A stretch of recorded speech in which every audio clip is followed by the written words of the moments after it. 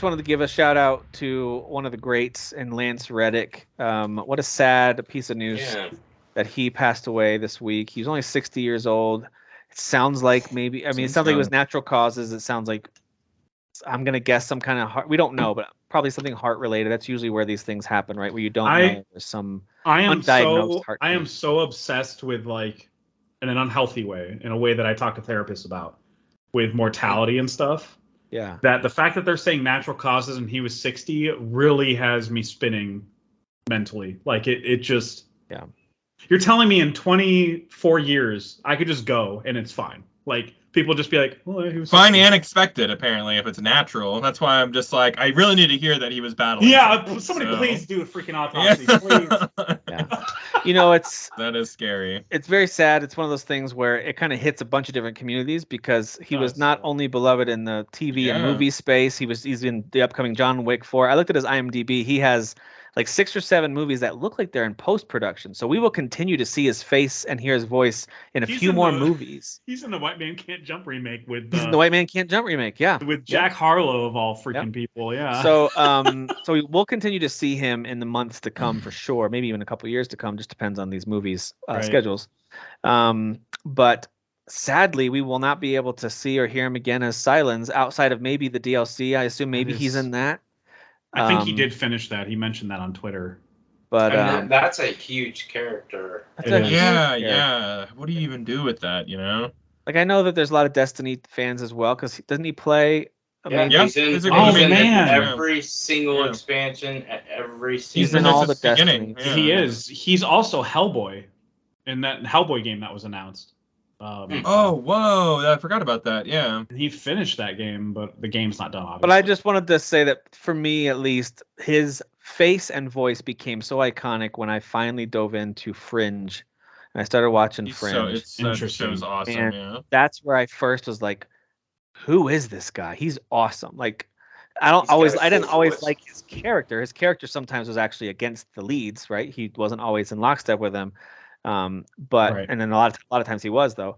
And anyway, I thought he was awesome, and every time I've seen or heard his voice, right away I'm like, there he is. That's him. That's the guy. Morgan Freeman levels of recognizable voice, you know. Yeah, absolutely. He was, for me, he showed up in Lost. This is why he got the Fringe job, actually.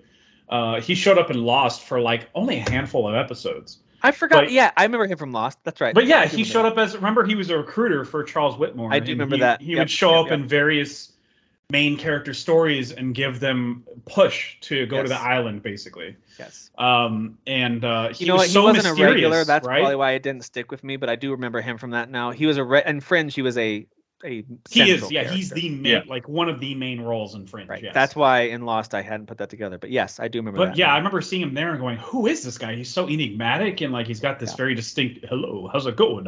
His cadence of talking. Yes, no unparalleled. It's so freaking distinct. And that left such an impression on me, and apparently on J.J. Abrams too, who also I think he co-produced or co-created Fringe, and he was able to recommend Lance Reddick for a main role for that.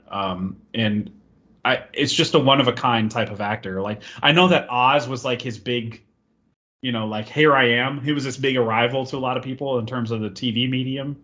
I think that I never watched that, but I know a lot of people loved him in it. Yeah. I know a lot of people love that show, but I've never seen it. But I remember hearing him talked about a lot. Like, I think Kyle and we have a mutual friend who watched all the HBO prestige shows like Oz and Sopranos and stuff. And it would be one of those things where we would bring up in casual conversation something about Lance Reddick and Horizon, because we all play the same games a lot of the times. And he'd be like, "Oh yeah, you got to see Oz. He's great." He would just throw out there, "Oh, you got to see him in The Wire. He's great in The Wire too." Yeah. We're like, "Shut! We're never gonna watch this show, Steve." Yeah. But like, in The Wire, he's a main character as well. Yeah, he is in The Wire. Yep, I remember him from that show too, which I didn't watch till much later after it aired, but I did end up watching. Yeah, it. I finished the first 2 seasons. I mean, there's a lot of huge actors in that show that you're like, they were. That was a big springboard for a lot of people. Yeah. Michael B. Jordan was like a 16 or 15-year-old in that show. Idris Elba's in that for a little bit. Yeah, I can't remember his character's name, but yeah, Stinger, something like that. He's not nice. He's a big deal. Yeah, he is. He's Bell, Singer Bell, something like that. But yeah, he's one of the drug dealers or whatever that the cops are trying to make nice with and turn him. They're trying to flip him. Anyway, he's got a hell of a resume, and it's just such a shame. But there's so many really awesome things that we can revisit to kind of remember him fondly by, like whether it's a video game you're playing or. Yep. There's so many great movies and shows that he takes part in. If you go see John Wick 4, of course, he's one of those, in some roles, depending on if he's a hero or a villain or a side character, in some roles he just kind of has this comforting presence. Like in the John Wick movies, I always kind of felt like, oh, okay, he's here. Like everything's okay. Like there's something about his character was always calming to me. I agree. And he could, it's weird. He could do calming and unsettling.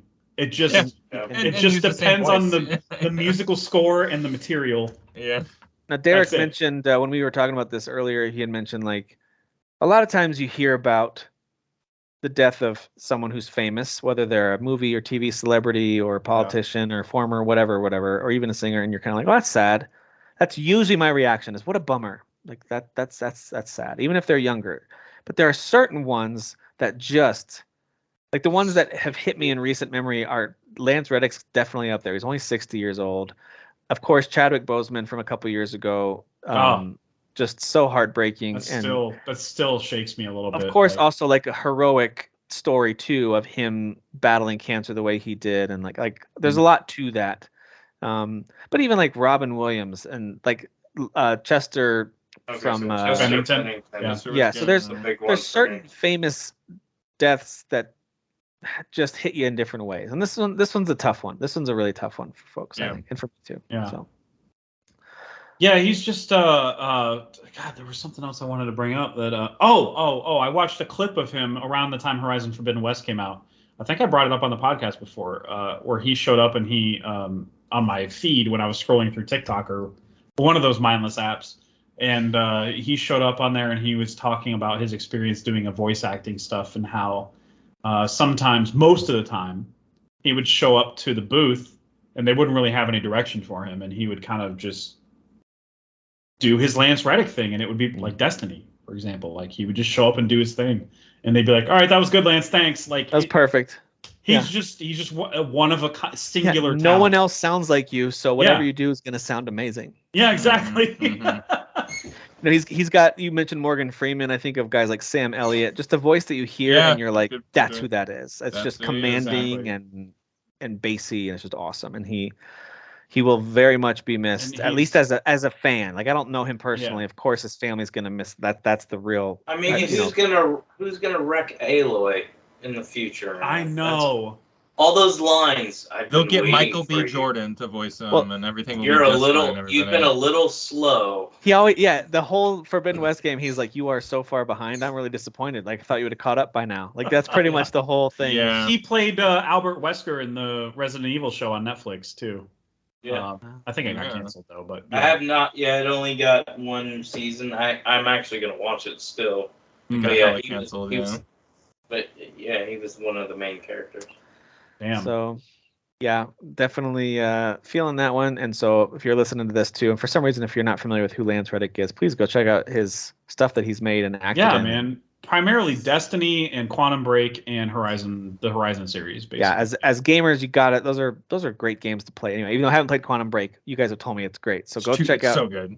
Yeah. Absolutely. But I think that one's like $8, by the way, on the Steam sale right now. Oh man, get it! Absolutely. It's so good. Oh yeah, Quantum Break's worth a play. And Ben Mendelsohn's like the villain, right? Isn't he the main villain? I'm like, how did they get Ben Mendelsohn to do a freaking game? That whole cast is like, how did they get all these people? Yeah, I know. They got Bobby the Iceman from X-Men. I don't know how they got him. The most important X-Man. X-Mans. Still better than Pyro. What a dumb character. Anyway, sorry. Maybe you guys liked him. Sorry. I mean, I like him in the comics, not in those movies. In the movies, I was like, such a whiny. Everyone was so whiny in those movies. All it's not even just him. It's like everybody. Like Rogue is stupid in those movies. Like, oh god. Bryan Singer ruined it for everybody. Yeah, good job. He ruined Bryan Singer's Singer. lives. Let's be real. He did indeed. But mostly anyway, so the X-Men being bad thing. So yeah, that's how we're wrapping up. It's of course it's sad news. Of course it's sad news, but it's also good to like pause and celebrate the awesome work that he's done over the years, Yeah. and that's really all you can do when something like this happens. And he's been a good. Just go look up some of his comedy bits too. The guy who did not shy away from any one genre, despite the roles that he tended to be pigeonholed in. He was very. He was game to do comedy stuff too.